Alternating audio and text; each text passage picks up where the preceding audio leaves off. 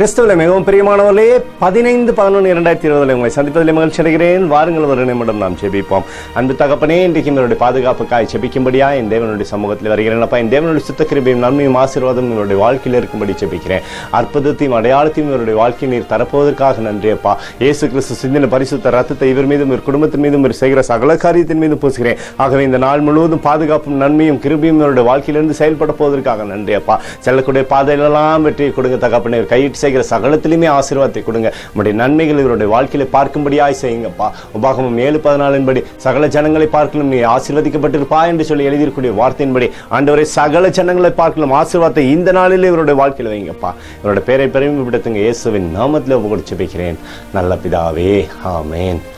பிரியமான ஜெப பங்காளரே, ஒரு நிமிடம் நாம் இந்திய தேசத்திற்காய் ஜெபிப்போம்.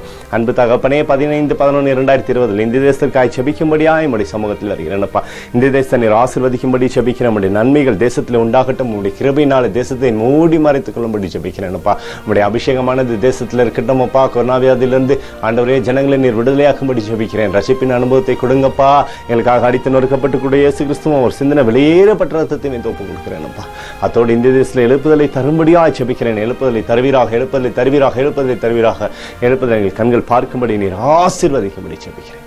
நேற்றும் இன்றும் என்று மாறாதவராக இயேசுவின் நாமத்தில் ஒப்புக்கொடுத்து வைக்கிறேன் நல்ல பிதாவே, ஆமேன்.